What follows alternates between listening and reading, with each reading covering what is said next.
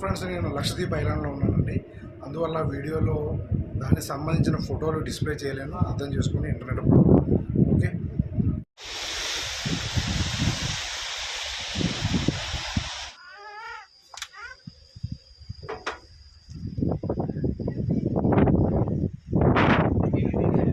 So hi guys, ఎలా ఉన్నారు మీరంతా? ఐ హోప్ మీ అందరూ బాగానే ఉంటారు, బాగానే ఉండాలని కోరుకున్నానండి. సో గైస్, మనం ఎక్కువగా రెగ్యులర్గా విమానాల్లో ట్రావెల్ చేస్తూ ఉంటాం. ఎయిర్పోర్ట్ ద్వారా ఒక దేశానికి వేరే దేశానికి ట్రావెల్ చేస్తూ ఉంటాము. సో రెగ్యులర్గా మిత్రులు అందరూ అడిగే క్వశ్చన్ ఏంటంటే, ఫ్లైట్ జర్నీలో బంగారం ఎంత క్యారీ చేయాలో మనకు తెలుసు. Tax, without tax, with tax. అయితే లగేజ్ పోతే మనం ఏం చేయాలి, దానికి ఎటువంటి స్టెప్స్ తీసుకోవాలి, మీకు లగేజ్ డ్యామేజ్ అయినా పోయినా సదరు ఎయిర్లైన్ సంస్థకు మనం కంప్లైంట్ ఇచ్చి సో దాని ఒక కంపెన్సేషన్ తీసుకోవచ్చు. ఇది ఓకే. అయితే క్యాష్, మనం క్యాష్ ఎంత క్యారీ చేయాలి? అత్యధికంగా ఉన్న క్వశ్చన్ ఏంటంటే క్యాష్ ఎంత క్యారీ చేయాలని చెప్పి. క్యాష్ విషయంలో ఒక్కొక్క చోట ఒక్కొక్కలా ఉందండి, కొన్ని వెబ్సైట్లో ఒకలా ఉంది. అయితే రీసెంట్గా చాలాసార్లు మనం చూడండి, దుబాయ్ నుంచి వచ్చే వాళ్ళని ఢిల్లీ ఎయిర్పోర్ట్లో ఒక 1 మిలియన్ దిరమ్స్తో పట్టుకున్నారు. విదేశం నుంచి వచ్చే వాళ్ళు హైదరాబాద్ ఎయిర్పోర్ట్లో యూరోస్ 1,00,000 యూరోస్ పట్టుకున్నారు. యూరోస్, డాలర్స్ ఉంటాయి కదా, ఇలాంటివి అంటే ఎక్సెస్ అనమాట.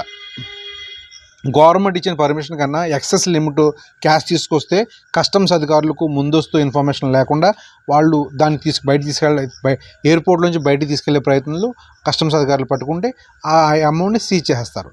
అయితే నార్మల్గా మనం ఎంత క్యాష్ తెచ్చుకోవాలి అంటే, ఒకవేళ మీరు విజిట్ వీసాలో విదేశాలకు వెళ్తున్నారు అంటే మినిమం ఒక $3,000 విలువైన క్యాష్ తీసుకెళ్ళచ్చు.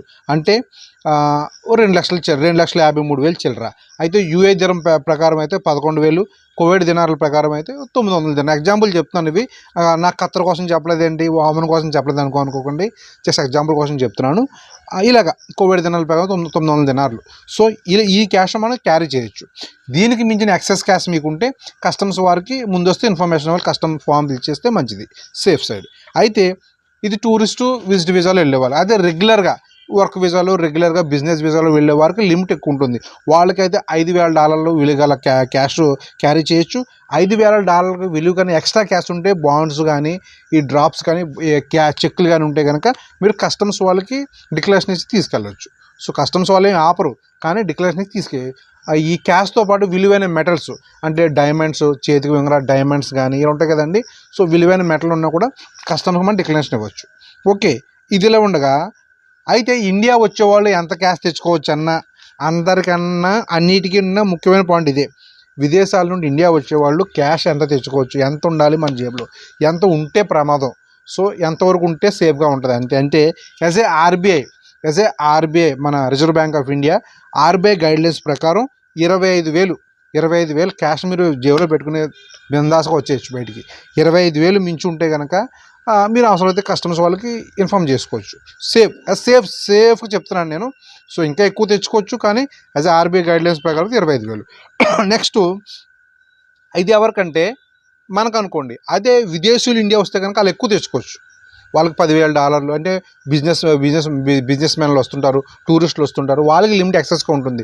యూరోపియన్ కంట్రీలో వచ్చే వాళ్ళకి, ఈ లండన్, కెనడా, మిగిలిన దేశాలు వచ్చే వాళ్ళకి ఈ మనీ యొక్క లిమిట్ ఎక్కువగా ఉంటుందండి. ఈ విషయం మనం గమనించాలి. Okay, bye.